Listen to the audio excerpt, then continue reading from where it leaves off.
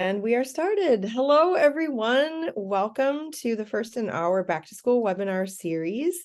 It is Constitution Day, and so we are here to talk about #WeThePeople, teaching the Constitution to digital native generations. And I am so thrilled to be here today with our presenters, Karalee and Laurel and Stephanie, and they will absolutely introduce themselves. I'm also here with my two wonderful colleagues from NCHE, Kathleen and Shauna. And we're going to have over 100 folks joining in from all over the country and elsewhere, possibly, to learn about how to teach the Constitution to our Gen Z kids. So I'm Jessica Ellison, and I'm the Executive Director of the National Council for History Education. And I am so happy to be here with all of you as we begin the school year and talk about the ways that we can engage our students. Just a couple of things to get some housekeeping out of the way before Karalee and Laurel get started. This is a webinar format, so you can chat with one another. Make sure that you are chatting to everyone and not just host and panelists when you're in the chat. If you have questions, please put the questions in the Q&A and not in the chat, because you'll see that the chat just zooms right by. It's very similar to if you jump in on our Friday weekly webcast with Joanne Freeman, you'll know that the chat just goes right by. So please do put your questions in the Q&A. We will have time at the very end for you to get your questions answered by Karalee and Laurel. And the other thing that I wanted to put out there is that there are prizes that Karalee and Laurel have come with prizes today. So we will be giving away some prizes at the end. We'll capture your information so we can get those to you. And if you have any questions for me, please feel free to send a message to hosts and panelists. And this recording will be available on the NCHE website in a couple of days at ncheteach.org. And with that, I'm just going to stop talking and turn it right over to my friends, Karalee and Laurel and Stephanie. Thank you so much for being with us today. We are so excited to be here. Oh my gosh, thank you, Jessica. And thank you everyone that's joining in. This is fantastic. We're so excited to see you virtually. And it's so great, everyone introducing themselves in the chat. It's going really fast. So if we miss someone, hello. So we're going to jump right in. We're very, very pleased to be presenting to you on this Constitution Day. My name is Laurel Aguilar-Kirchhoff. Some of you know me by my other name, Lucy. And I am so excited to be here with my wonderful co-author, Karalee. I'm Karalee Wong, Nakatsuka. I'm thrilled to be here. I'm so excited to celebrate Constitution Day with all of you. And we have a very special guest with us, which is our amazing editor. Everyone says that about their editors, but we truly had the best editor for our book. Steph is here with us. She is zooming in from Paris, France, because her dedication knows no bounds. So Steph, I'll let you introduce yourself. Right. I am a book editor at the International Society for Technology in Education.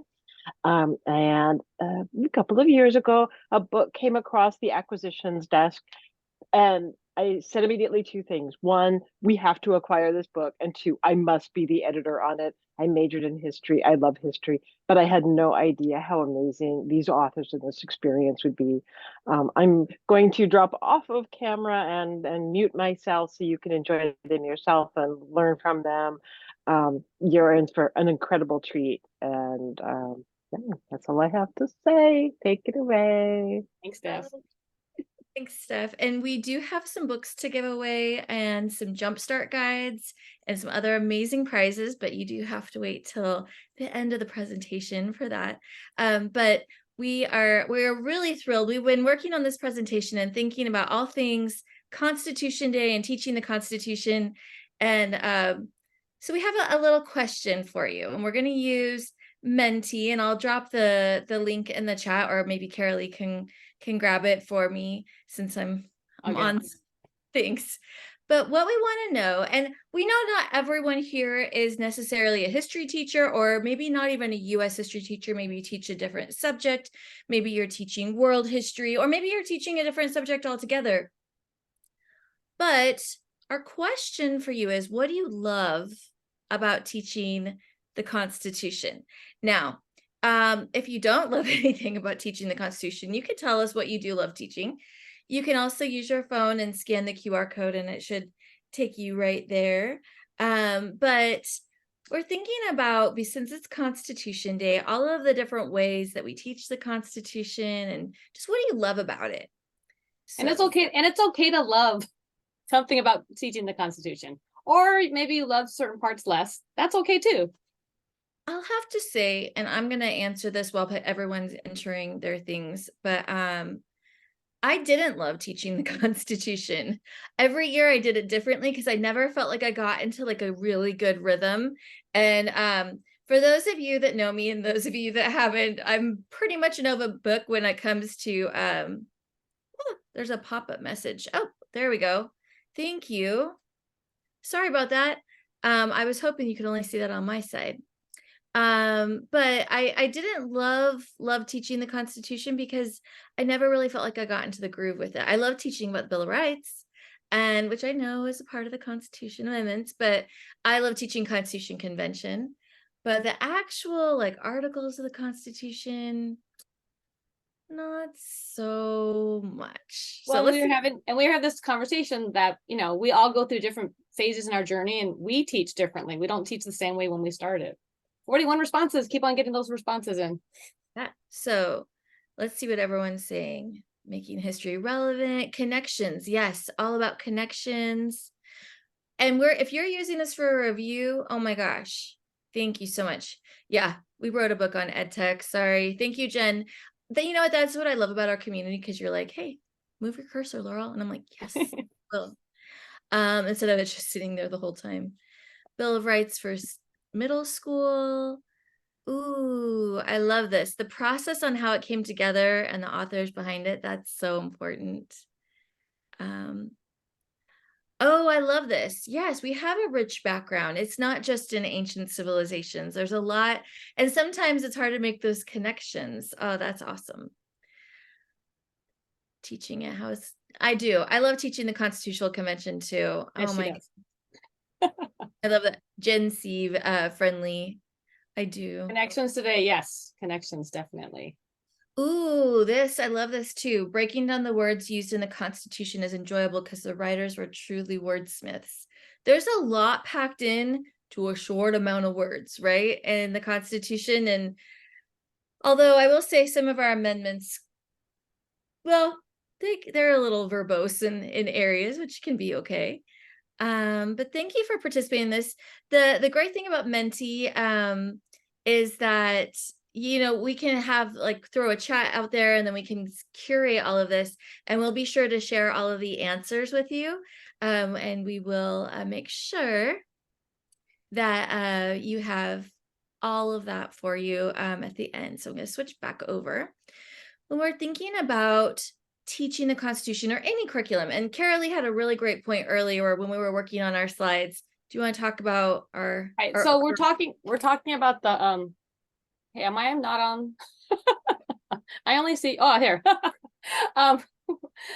When we're talking about the Constitution, that's the content we're talking about today. But we're really, the process that we're talking about, and the thoughts that we battled with together and designing this presentation is for you to apply this. You can apply this to any content, and not even just history. So we're using the Constitution, but you can put in whatever you're teaching into this process to really think about what we do, why we do what we do.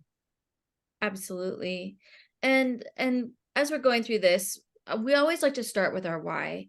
So because it's Constitution Day, there's a couple of things, and we'd like you to answer in the chat if you feel comfortable.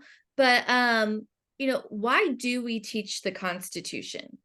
And why do our students need to learn the Constitution? Why do we teach it the way that we do? And do our students really learn about the Constitution from the way we teach it? So those are kind of provocative questions because a lot of times there might be an answer that we feel a little bit more comfortable answering than others. But I think that when we're talking about anything that we're teaching to our students, thinking about the why we're teaching it and why it's important for them to learn it is so incredibly vital. And that can also drive our lesson planning, because sometimes, we want our students to take something away from it, but maybe, we have to look at the way that we're presenting it. So we have some questions that we're going to be answering. These are our questions today that we're going to answer for this. So. Right. And sometimes we get stuck into we're doing it because we got to check off a box. We're doing this because they're part of the standards, which is part of it too. But we need more than that for our why we're doing what we're doing. And so our why we talk about all the time is, and I think we all agree, right? We're trying to develop our students into informed, engaged citizens, critical thinkers. So we see a lot of lack of critical thinking out there, and we want them to be engaged citizens, to be able to know why they're doing, to be able to identify themselves as part of the we, so that they can make their spaces and their world a better place as informed citizens. Exactly. And that's what we want for our students, because they're only going to be with us for 1 year or maybe multiple years, but they're not with us forever. So we want them to have this journey where they're going to be able to go forward and make the connections as to why this is important for them in their lives, and be critical thinkers in lots of different aspects. One of the things that was a little shocking, this just came out, was this article. It's all over the news. Several different news outlets picked this up, but there was an Annenberg public policy poll. Say that 3 times fast, right? Annenberg public policy poll, and they asked U.S. adults to name specific rights guaranteed by the First Amendment to the Constitution, and most people remembered freedom of speech. They were like, yes, like 77% of people were like, yes, freedom of speech. However, they found that nearly 2/3 of Americans can name all branches of government, only 2/3, so 66% of people. So that number went down. And then only 10% could name 2, 7% could name 1, and 17% couldn't name any. And while studies like this, I mean, this is a snapshot, right? This is a national study where they're asking people. There's lots of things we can extrapolate from it, but it's not to say that we're not teaching the Constitution. But for some reason, we're teaching it, but why is it not transferring? Why are adults not learning, or why have they forgotten about it? And so we really thought a lot about that question. We were really digging into the survey, and we were thinking about all of the different ways that we could take this survey, and like, do we want to take it personally as teachers, or is this more of an opportunity for us to have a discussion about why we do what we do, how we do what we do, and where we want to go in the future? So that's where we decided to go with it. We're looking at it as an opportunity. It's definitely an opportunity. And they love, like the books that you read and everything, they always love to say the kids don't know the 3 branches of government. And it's like, you know what? There's a lot of people who know the 3 branches of government, and they're still not up to any good. So we want them to know the 3 branches, but we want them to know how it works, and also to apply, how does it apply, how to make meaning of it, how it affects your life. So the history that we teach, what do we teach? We want to teach history that they see themselves. It's not just, some, dead white men in a room, but it's something that really affects their lives, and that we share multiple perspectives with them, not just one point of view. So we want to make sure that they can see themselves in the history, and they see that history is relevant to their lives. So the decisions that were made in the past still affect us in the present, and that giving them some power, some agency, some understanding that they have an effect over their lives as well. And I think that's where the idea, and we talk about this, of the Constitution as a living document. And what does that mean? And how does it work? And how can it be a living document? And can we make it relevant for our lives today when it was written so long ago? And we want our students to really make those connections, because if we only connect it to this was something that was written in the past, and it's our, the law of the land and these things, it doesn't necessarily, it's not a one size fits all, or even a one size fits most. We want it to be something where it's a personal, and people can feel proud of knowing that they have this document in their lives because they understand what it means. So a little side note, we're going to talk a little bit about this, and we're not going to belabor this at all, but when we're thinking about what we're doing with our students, it's really important, especially when we're thinking about the what. the why are we doing this, and then what are we going to teach our students. There's historical thinking skills that we really want to embed into all of our lessons. And I think that these, we're not going to get into the whole scaffolding. Trust me, that's a webinar for another day. Karalee knows I could swim around in this until my fingers get all pruny, but we want our students to build these historical thinking skills, because when we are intentional in our lesson designs, we're thinking about the Constitution, or we're thinking about making connections, especially with this generation, Generation Z, they don't look at technology as something that's separate from themselves. They don't look at it as an addiction. They don't look at technology as this is this time for technology and this is the time for non-tech. And there's all sorts of conversations to have about that. But they really do think about technology as an extension of themselves. There was a really great survey done by Forbes in 2019, pre-pandemic, that really talked about that. And I think it would be even more today. But we want our students to be able to build on these skills so then they can make meaning. Because if they can't make the meaning, there's not going to be any critical thinking. And so, again, we're going to talk a little bit about these and how we can get them embedded into our lessons. But the heart of historical thinking skills is really starting with that chronological reasoning and helping our students understand the causes in the past, how we see continuity and change throughout time, and how they can see themselves in the history. So it's just a little side note there. Right. So we want them to see themselves. And so lots of times the way that we've taught before, they don't see the relevance, they don't see themselves. So we talked a lot about this. What's the traditional way that we often have taught the Constitution? It's the Constitution scavenger hunt. You can Google Constitution scavenger hunt and find a whole bunch of scavenger hunts. And actually, Laurel tried it out with ChatGPT. I did. I put into ChatGPT, I put in create a Constitution scavenger hunt, and it did. And it was it was well written. It was great. It was something that I probably would have used with my class in the past. And then I said, create the answer key for the scavenger hunt. And it did. And it was very accurate. And there's nothing wrong with the scavenger hunt. We're going to talk about this. What we're proposing is thinking about the layers that we can look at, because we do want to get our hands on primary source documents. And scavenger hunts can be great because getting in there, digging in, looking at the primary source, actually reading the words, like whoever put that in the Menti, the wordsmithing, right? The intentionality of the words that were selected in the Constitution. There's a lot to unpack there. We want them to see the organization. We want to see how it's set up and specific requirements that are set in the Constitution. However, Karalee, you want to talk about the other side of it? Well, but we can't stop there. Right. So, I mean, you can see the pros and cons. There are pros, but there's also cons. And depending upon how the scavenger hunt is done, we can do it it can be a fun activity, but it can also be a low interest activity. It can also be hard for our ELD students who the content is so challenging. They may never have had US history before. The vocabulary is difficult. And so they can already start checking out from our assignment.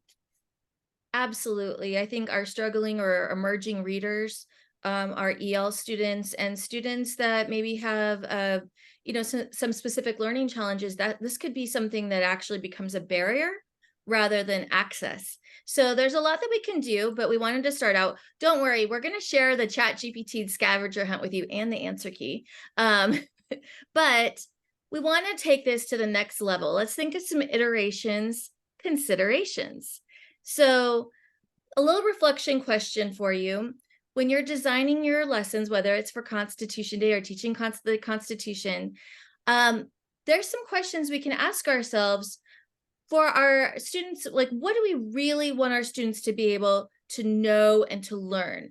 What is the big picture takeaway? And sometimes that can feel like a very esoteric question, but it's an important one to ask ourselves, because if we don't know, if they learned nothing else from this lesson or from this unit or from this year, from this course, what do we want them to walk away with? And these reflection questions can be really important for us as we're thinking about our own approach to teaching and learning, as our own approach to pedagogy, and our own practice as educators. And it's really something we have to hash out internally. And then how do we apply our thoughts to our lesson design? So there's a lot to iterate on. Right. And what's the point if they can just Google or Chat GPT the answer, what's the point of it? And so using compelling questions, using claim evidence reasoning is so powerful because we're helping them to cultivate their critical thinking skills. Laurel made a wonderful template that you can have, which we will also be sharing with you. And compelling answers. I was at a training and someone says, are we going to put Chat GPT filters on? And it's like, we have these discussions. That's not the solution. The solution is to design the task, design the lesson so that it's not Chat GPT Googleable, right? And having compelling questions that don't have a yes or no answer, that's a way to address that. Absolutely, because that's ultimately what we want, right? We want our students to be able to have a point of view. That way we know that they've connected with the material. They're going to have to make a claim, provide the evidence, and then support it with their reasoning. And it doesn't have to be a big, huge, long essay. In fact, the claim evidence reasoning template we're going to share with you is actually just that. It's a graphic organizer, just so our students can start to get their thoughts honed in. And then you could turn that into a writing assignment, or they could stop there or do something else with it. We had a couple of different questions on here. We did a high school level question and a middle or upper elementary question, but they can be really changed or anything. But we want our students, we're asking their opinion. That's why I said, do you believe? Thinking about conflict and compromise and giving examples and getting our students to dig into the material rather than just asking them, which is always good to have the foundational knowledge. But, which article of the Constitution, is about the legislative branch or whatever. We need them to know that, but then we want them to take it further. Right. And this is something that they just don't do it overnight. It's practicing, right? I see we still have pandemic kids and they still sometimes can lack confidence. And so we can start with like at check-ins, I have them say, they love to argue about pineapple or not on pizza, and that's making a claim, and then give your evidence and just practicing that. I said, how do you get better at something? Practicing. So having them practice that, it doesn't have to be perfect. It's your opinion, is something that is going to be valuable for them. Absolutely. And this is something that's near and dear to my heart. So I'm teaching educational psychology at California State University, San Bernardino. Go Yotes. And we're talking a lot in our school psychology class about how do we actually learn and how do we get our students to learn. And the only way that we really can do this, and I won't get into all the brain research, I promised Karalee I would not go down that rabbit hole, but we have to help our students convert short-term memory into long-term memory. That's where the learning happens. And there's some really important steps that we can do. And I saw it in the chat. I think it was Cheryl Ann that was like, yes, revisit the Constitution every unit. And absolutely, chunking the information for our students, repetition, making that repetition so they can see the Constitution in multiple contexts.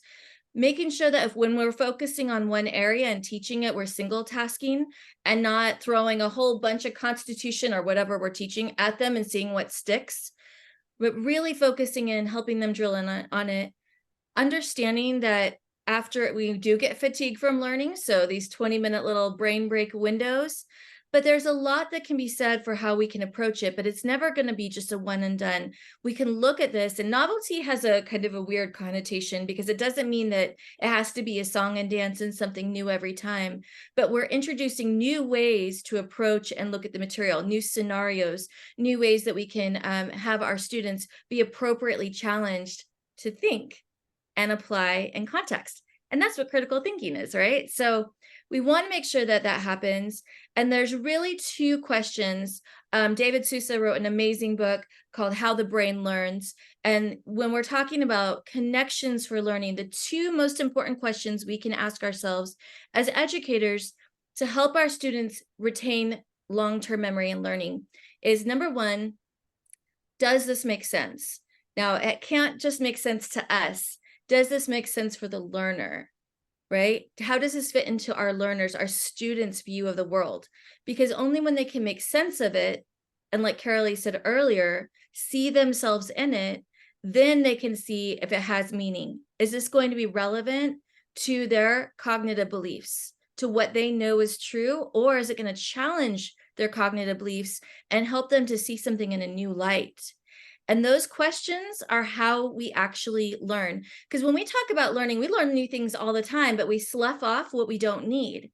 Only the things that we absolutely have to know are going to be transferred into our long-term memory, and that's learning. So these are things that we can ask ourselves when we're designing lessons, and even better, build community like Karalee is always talking about, and ask our students these questions, get them involved in the conversations and help them to make sense of it. Ask them, where are you on this continuum? How can I help you on your journey? And how are we making meaning? So this is, there's a lot here. I will put everything in the chat, but this book is fascinating. I love it. I love my students. I'm going to move on, but yes, this is how we're going to get them to learn. So then we said we have our traditional scavenger hunt, but maybe we can hone in and we have our next iteration. So everyone has the tree, right? The 3 branches of the government tree. We can even up it and have them, list the powers and be specific. You can do the arrows and do the checks and balances. But what if we just we'll pull one out and let's just look at the legislative branch. So if you look at the legislative branch, then what can we do with the legislative branch? Well, how are we going to make meaning of it? How are we going to help our students to understand it? Do you want to advance the slide? Yep, I do. Right. So look at the legislative branch. And so we were thinking about, how can we share this information with them? And as we said before, primary source documents, right? That's the way to stay in the sandbox. That's the way to help the students be critical thinkers and to make meaning. And so we just threw together this really simple slide, and they could jigsaw it. They could do it on a Jamboard together, on a Padlet or whatever, however your class works.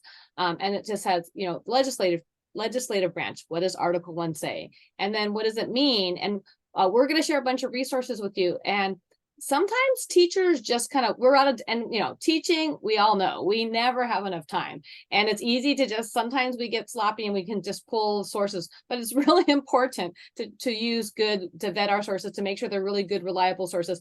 National Constitution Center is awesome. NCHE is awesome. So make sure that your questions and your prompts and everything match up together with the content that you're sharing with them. So they look at the legislative branch together. Article 1, maybe you just pull part of Article 1, or they jigsaw and they all take a different part of the article. And then after they see what it says, then they put it, what does it mean? What does it mean in their own words? And then most important, what does it matter? Why does this matter to me, to our state, to our country? And really important, I know I talk about it all the time, but the students seeing themselves as part of the story, being part of the we, and we the people is really important for our students. So I see, yes, Jen saying NCC is awesome. Con 101 curriculum. Yes, so we do share a link to that too.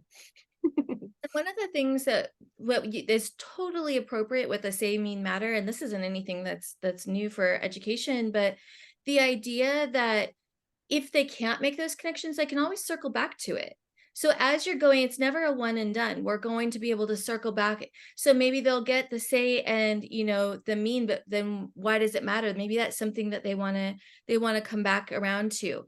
But it's getting them to dialogue with the material, but also work together. So we have these all for the legislative branch, judicial, and executive, but we're not going to play that. But here's some more resources that we were talking about. It's also in the chat. The National Constitution Center just has some really great resources. And like Karalee said, we really wanted to match the text that we pulled from the National Constitution Center. It's just one, and you'll see it on the slides that we share, but we match the text with the video. So that way, sometimes we just want to make sure it syncs up for our students. Yes, if your personal kid ever had that teacher who just pulled some content from somewhere and it didn't match the book and all that pain, I still feel it. Constitution Explained from iCivics and Center for Civic Education, and our favorite constitutional scholar, Linda Monk. awesome videos, and they're so great because they're only like 2 to 3 minutes. They're so easy to understand, and every single one of them has a question at the end. So I started with the kids. We start with the question. I give them the question so they can look at the answer as we watch the video, and they're so accessible the kids can go home and watch the video again. So Constitution Play is awesome. There's so many great resources out there, and but one of the things that we want to make really, really clear is that we're not saying like just show a video. It's the video is embedded in the other pieces of the learning. So it's another access point. So that way our students can read it, they can see it, they can hear it, they can interact with it. And that's really important. That's that repetition in different context. And the idea of professional learning and growth for us as well. There's a lot we can share, Karalee. Right, and it's important for us to continue growing in our study as history scholars. And so a really great way is to attend the History Matters webinar on Fridays with Joanne Freeman, Hamilton scholar. The closest you'll ever be to meeting Hamilton in person, and they have the archives on the website, and it's just, you could take, one of the videos that she does and maybe take an excerpt. There's no one who talks about the Mammoth cheese better than Joanne Freeman. So another example of great content that you can share, and also just content for yourself to feed your history soul. But one of the things that we really wanted to also, and we know iCivics has great lessons, videos, and a big shout out to iCivics for their Private Eye series, which is for the younger grades. So that way you can start building up all those capacities with our youngest students as well. We want to get them involved in inquiry and all of these things. But gamification is another way that we can get our students engaged in repetition, get them engaged in the learning, and get them to engaged in all of these different aspects. But we have two on here, but there's more. One of the things that I have on this slide, we have Race to Ratify and Do I Have a Right? And I use these a lot with my students. And one of the things that I found was they really loved engaging with material, especially Do I Have a Right? My students, when they were finished with their work, they're like, hey, can I play this? Can I play Do I Have a Right? And I'm like, you want to engage with the Constitution and Bill of Rights? Absolutely. Of course. And try to get the high score. And so what Emma Humphreys from iCivics says is the teacher plays and gets a really high score, and then the kids try to beat you. But one of the things that we like about gamification, and not that it's a great way to supplement what we're doing, especially when it's from a trusted source. We know we don't have student data privacy challenges. We know that it's a safe digital environment, so for digital citizenship. But one of the things that we really love about the gamification is it is bringing in that novelty, especially when we're talking about our Gen Z students who are so used to everything being instantaneous, right? They have a computer that doubles as a phone and a camera and a flashlight in their pocket at all times. So we really want our students, not that we're pandering to the instant gratification, but we're making connections to what they like and what's going on in their world, to also being able to see, hey, we can gamify just about anything. And while we're at it, we're going to learn a little bit something about your rights. And it really also, and there's one thing, and there's lots of research on this, but on that motivation that gaming provides to persevere and how that can transfer into other areas of our learning. So problem solving games, game-based learning, it's a great way to extend and to really get your students involved. And I would say, and both Karalee and I, we were middle school teachers, but I know that there are teachers in as low as 4th grade that use iCivics with their students. And also there's lots of leveling. Just check it out. You can create a free account, and there's so many different things you can do there. Yes. So the how, we love to talk about historical empathy. And like I said, right, if we need to see the past as real people. And so often the students don't see the past as real people. It's just, have you ever seen the colorized Civil War pictures of like Lincoln and stuff like that? It's like a little eerie, but it really does make them seem more real. And so for the students, they need to understand that people in the past were real people like them who had friends and family and relationships, and these decisions that were made and these laws and other decisions affected them in real life, just and affect us today too. And that today's politicians and people who make decisions also make decisions, and that they too have agency and they have power to affect the world that we live into for the better, and that we want them to be motivated to see them as part of the past and the present, to see people who look like them and people who didn't look like them, who did good things, and some of them didn't do so good things, but that they have power. We want them to feel, to have power, to see that they can make a difference, that they can use their voice in whatever community, whatever spaces that they find themselves in. One of the things that's a little bit of misunderstood about historical empathy is the idea that it's saying that things that happened in the past were okay, or we're condoning things, and that's absolutely not the case at all. The case for historical empathy really comes in from understanding the humanistic point of view, that people didn't know how their story was going to end, and they're making their decisions and living their lives in real time, just how we are. It doesn't mean that people always did amazing things, and it doesn't mean that people always did bad things, but they were people, and people make human decisions, and sometimes they're atrocious and sometimes they're wonderful. And so the idea of having our students, like Karalee said, be able to see the humanistic aspect of it is really where we want our students to make that connection to history, because then it's not just some story in a textbook. It really can be relevant, and they can see where we're going and what we're doing with it. But one of the things when we talk about teaching history, a lot of times we focus on the teach, but we really want to switch the conversation, as you might or might not have guessed, to the learning, right? We really want this to be student-centered learning. How do our students learn about history? And there's a lot of ways. So we have consumption and construction, and both are vitally important. They do have to learn. And we're not going to get into Webb's depth of knowledge and Karen Hess and the matrix with blooms and everything, but we need our students to have that foundational knowledge. They do have to consume and understand the basics. So through a lecture, or as I used to call it, story time with Mrs. Kirchhoff, note taking, filling in the blank, coloring in maps, all of these things where they're consuming, but then we need them to go forward and construct. We need them to get involved and get their hands dirty with history. Look at this. Okay, you colored the map. Now, how can we interpret it? How would somebody else interpret this map? If we're looking at, the Proclamation of 1763, we might interpret that map totally different from different points of view. And how can we identify and explore historical empathy in all of these different periods of history? So, and it doesn't have to just be US focused, but definitely in this case with the Constitution, it would be. So the idea of not just consuming and then taking a test, and that's how we know our students learned, but really getting them to get in there and create, right?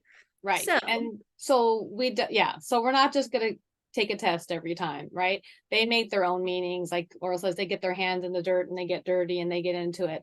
And so there's so many iterations. So I don't ever teach the same any year in a row. And so the projects change and everything. And like we grow as teachers, as our students grow as students, and our understandings deepen. And our classes are a certain way too. Like, when we were online, like we're doing digital, I'm like, oh, great, I'll throw away all my folders. And then like, oh, wait, we still need paper. So all these different iterations that the students can use to construct and to show their knowledge are powerful, and also helping them. We wrote a book on ed tech. We live in, they need to have these tech skills to live in the world that we do today, but they need to be wise with their tech and skillful with it. Often if it's more than one click, they don't want to figure it out. So problem solving, critical thinking. And I'm like, you don't have to ask the teacher. You can ask your fellow classmates. I'm happy to help you, but let's try to be problem solvers and persevere.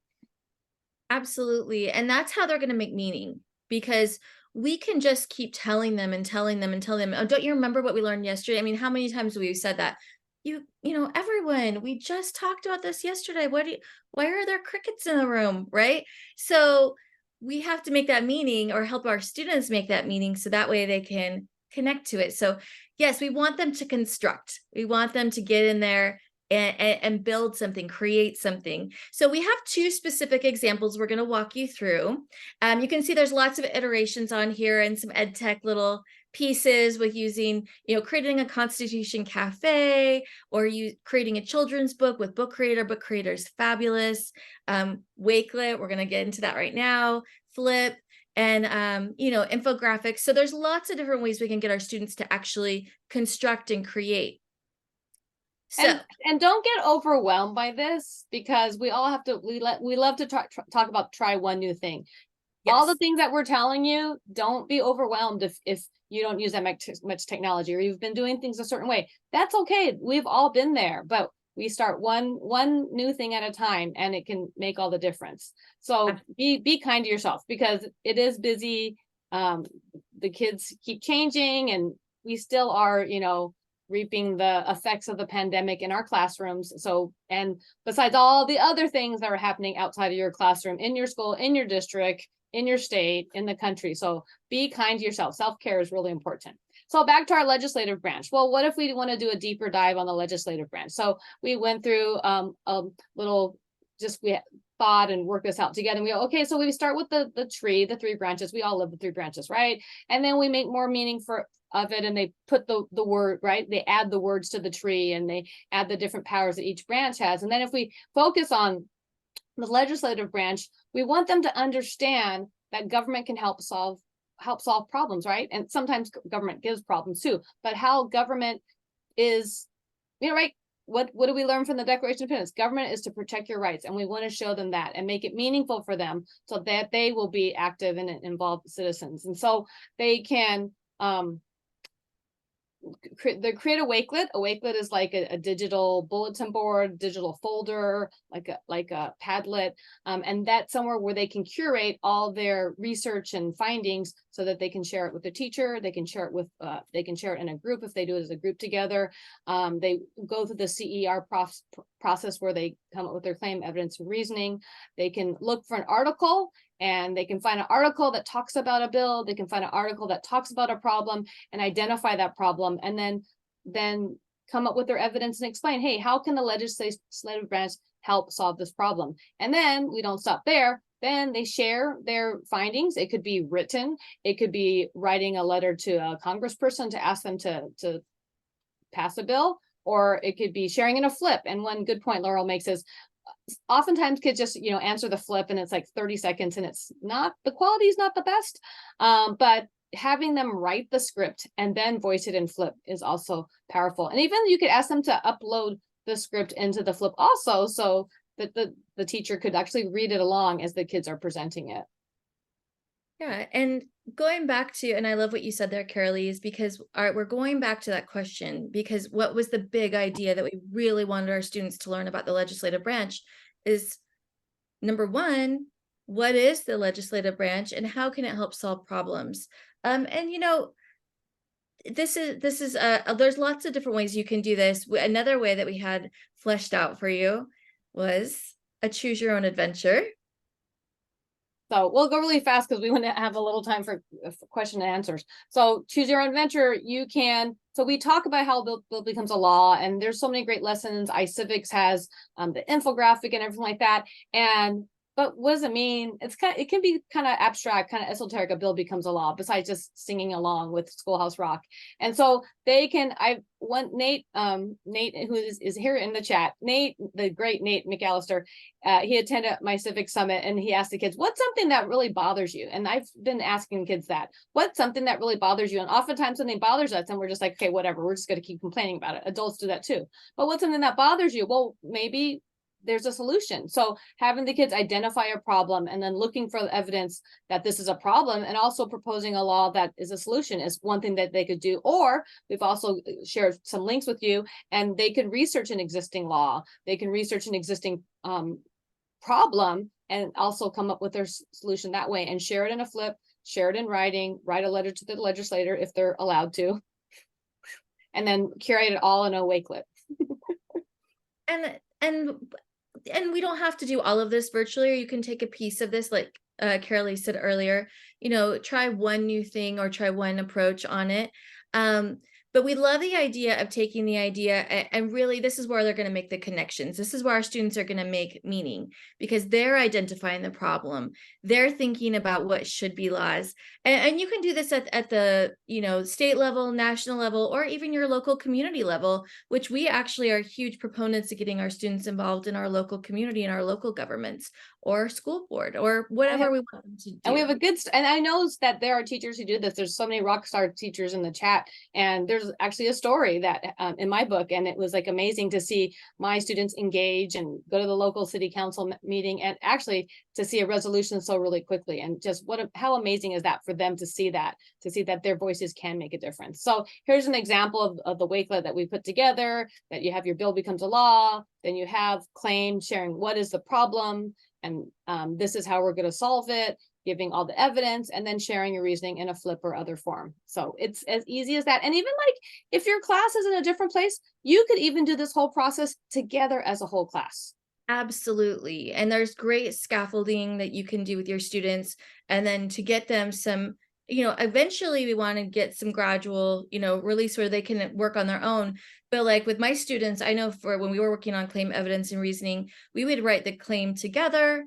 And then they would, we'd look at the evidence, and then they could pull out the reasoning themselves, or vice versa. There's lots of different ways you can approach this. It doesn't have to be all on the student, but the idea of we can help scaffold and get them there. And at the beginning of the year, this is a great time to help build those historical thinking skills, build those critical thinking muscles, and get them going. And like Karalee said in our book, there is a great example of something that she did with her students at the local level.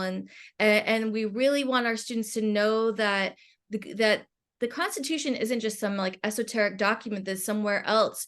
Everything around us is part of the fabric of our society, even at our local level. And how can we see this and really see how it impacts us on our day-to-day? And here's we have another Wakelet that we're going to be sharing with you. If you haven't used Wakelet before, it's pretty amazing. Karalee, do you want to speak about this one? Oh, we'll share all this with all of you at the end. So we have all these resources, all these things that we're sharing with you. So Wakelet is really easy to organize. There's all different ways. Gabe is a Wakelet guru also. Lots of people in the chat. We all share a lot of things together. So we're sharing all the resources from our book, the games. Constitution Day is really fun, and I'll speak to that a little bit. And there's so many activities that people can participate in for Constitution Day tomorrow, even though today is Constitution Day, but there's a lot of activities happening tomorrow, which we'll talk about at the very end.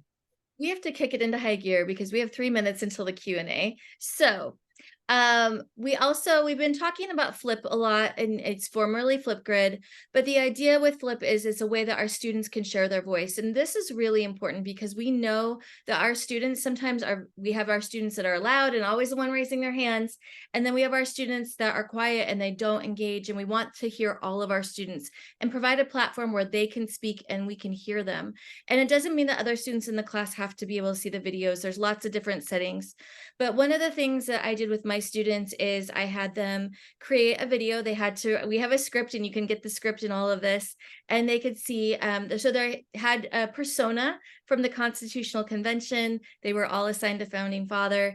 They had to do research on whether or not they were a Federalist or an anti-Federalist or somewhere in between. And they had to create a video that was basically a propaganda video trying to convince other people why they should ratify or not ratify the Constitution based on their founding father point of view. It was an amazing lesson. I learned so much about my students and from my students, and they did the writing piece for it as well. And so it was really something where all of my students could be heard. And then the students that I asked several if we could share their videos, and if they were amenable to it, then we played them in class, and then we actually had a class vote. And we decided if we were going to ratify or not ratify the Constitution based on their arguments. And I have students from those classes that have come back and said this was the most meaningful learning that they had all year long. And it was just something I did, like we always do on the whim. But going forward, because I know we're almost ready to jump into QA, but we want to really just break this down for you. And Karalee created this table, so I'm going to let her talk about it because I think this is a really important one.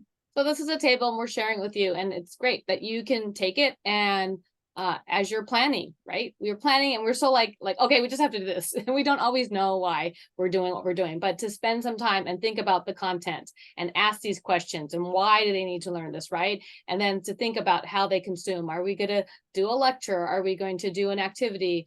What skill, what history skill, etc. we're doing. And then also, what are they going to do? And always is this Googleable? Because What's the point if they can just whatever? And then this, I put this together. These are a bunch of activities. I actually signed up for all these Constitution Day activities. So I was like, but why are we doing what we're doing? And as Laurel said, you don't have to do it. You don't always have to do every single thing every time.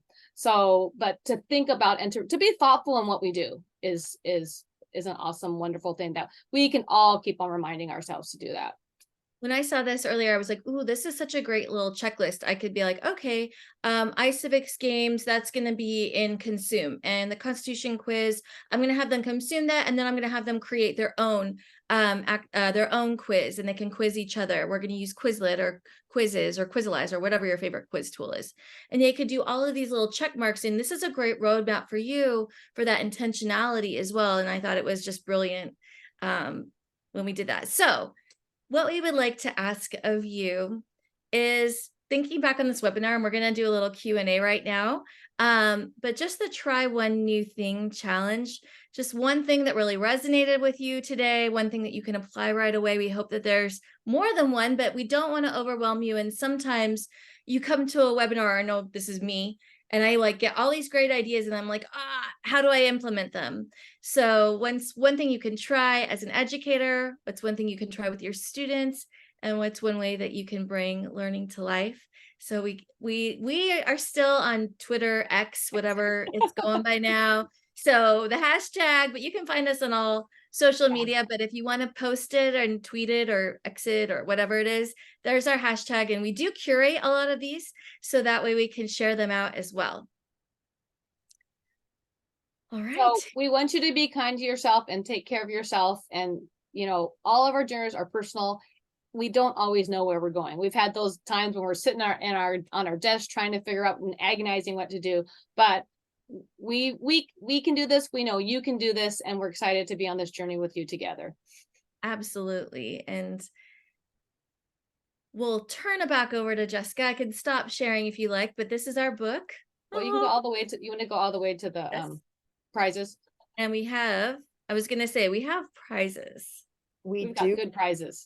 So we're going to do our Q&A quickly first, but we've got these wonderful prizes. Thank you to ISTE and also for the cue ball. So we've got 5 copies of Laurel and Karalee's book, Bringing History and Civics to Life. We have 5 copies of Connecting to the Past, Building the Future Jumpstart Guides, and then 2 cue balls. Karalee, can you explain what these things are? So cue ball, if you're on Twitter, you'll see my students playing with it, but it's a throwable mic, and it's such a great way to amplify student voice, and it's fun, but they do need to like have training, like don't hit each other on their head or anything.